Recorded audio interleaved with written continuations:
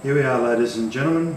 I'm with Jane Woodland, and we are just reviewing the last of the Bob Minnikin series. And when you actually come to have a look at the actual final product, which is going to be on in a second, you'll see that when the print of the Cascade was put down, Bob just changed and just caught me off guard a little bit. So I'm perfectly in the picture, and Bob is slightly out of picture, but the content is excellent.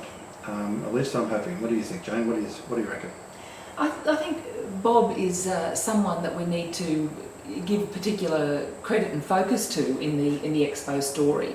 For a relatively young man at the time to take on a massive project, he really had to step up, and he brought amazing skills, and I think we can learn from those skills even today. The world of work's changed, technology's changed it, but going back to what Bob did, he had to coordinate on a whole range of levels. He had to bring together the practical and the creative, and I'm sure Bob has amazing decision-making skills that are sitting in there, and from my view as a management consultant, I'm particularly interested in knowledge capture and knowledge sharing, and this is a man I think would have a wealth of knowledge in how he did his job and why he made decisions and why he chose particular directions that resulted in just a huge success. So Bob is a fascinating character to me, and I think we could do well to have conversations with Bob and dig into why he did things and how he made decisions.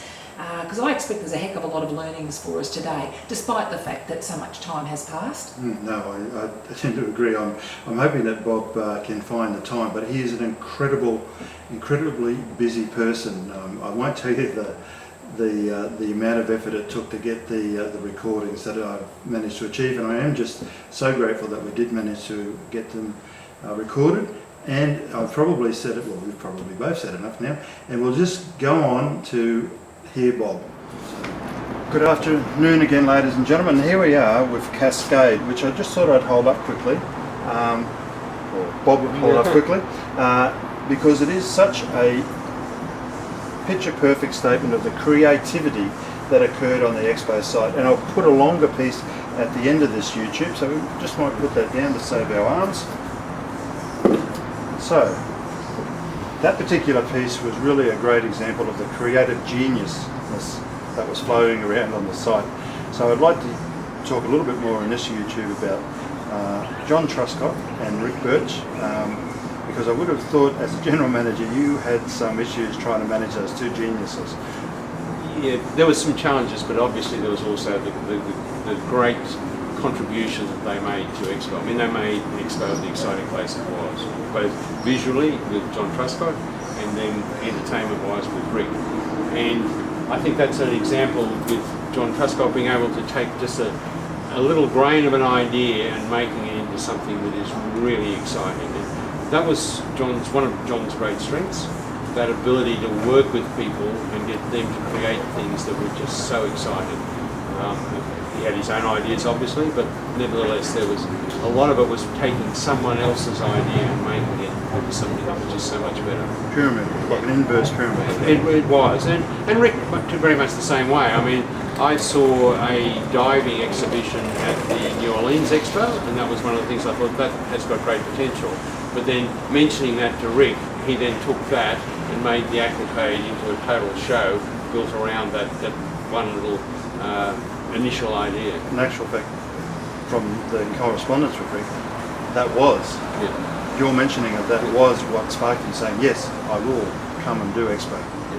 Yeah, I think there were two guys that were able to take things and produce spectacular, in the case of John, spectacular visions, and in the case of Rick, spectacular entertainment. I mean, at Expo, there was entertainment all over the site. It was 186 days. It's a long time to be putting out entertainment for 12 hours a day. 186 days straight. Exactly. And you were saying before, and you solved a little puzzle for me, because I was curious as to how or where the idea came from for the pink submarine. Yep. And you answered that question, so you can answer it. Yes, it was one of the, I can remember the very first interview Rick gave when he came here as the entertainment director, what sort of things will you be doing? And at that stage Rick really hadn't formulated a program. So as a throwaway line, he said, I don't know, we might have pink submarines coming down the river. And that idea then, someone latched onto it and Rick said, well, we could do that, yeah, let's, and that was the sort of thing, let's turn what is fantasy into reality, and he did that. It was a great shame that it only sailed for a week before it was bowed in the middle by being yanked out of the water by the shipwrights trying to repair a leak. Yeah. So, and also we're talking about, you know, the placement of the cascade, which was a wonderful piece, and it was 500 individually cut pieces of glass, and the picture I like best of it is where it's a photograph of the night time of the piece, lit up, and behind it is the blue neon underneath the monorail, and you've probably seen, I hope, where your official plaque of switching it on, those very generous people at Albert Smith Sign Company that recently donated that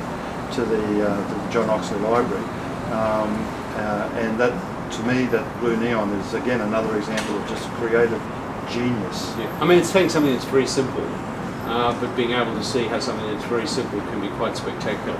I mean, I'm not sure if you remember, there was the pyramids in the river, the white pyramids. The white now, ones. again, a fairly simple idea, but it was just absolutely breathtaking. And that was where Truscott, working with some,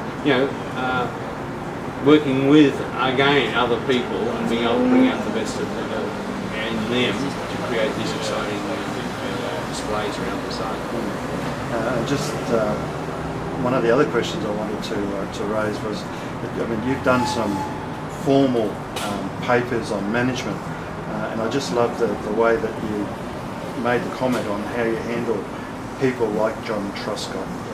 And if you just want to tell us that little story, that's really great. Yeah, I mean, I think you have to accept the fact that if you are working with people with that degree of creativity, they are going to push the boundaries all the time, and that's both their strength and the frustration of dealing with them at times, the fact that they do push the boundaries.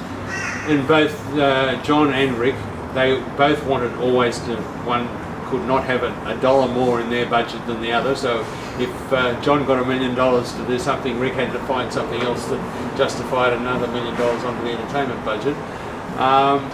But they also always were arguing, well, I'll just increase the ticket price, another 50 cents will cover this $1 million. And obviously the ticket price would have gone through the roof if we'd have just let it go uncontrolled. But I must say the boundaries were pushed a long way, but the result was there. Yeah, and I think that's where the role of a good general manager is harnessing the creativity, controlling the creativity, directing the creativity. I mean, there's a real challenge there, and you obviously rose and met that challenge. It was an exciting time, but it really came down to the fact that you had some very, very talented people. We had two talented people in particular in Truscott and with Birch, but also they were able to attract and nurture a whole range of very, very creative people within their areas. Well, Rick Birch did that book, That's Entertainment. That's correct. Yeah. Which was done by the photographer whose name escapes me, but that doesn't matter. And just reading that tome, and it is, it's a heavy tome, it's beautiful photography all the way through it, and I'm just amazed by the creation. The depth of talent. Oh, it's just amazing. And with that, I think that would be a good place to end this particular YouTube. And again, as I said, I'll put a piece on about Cascade because it is a really great piece. And with that, I'll say good afternoon and just bear with me while I turn it off again. Thanks, Peter.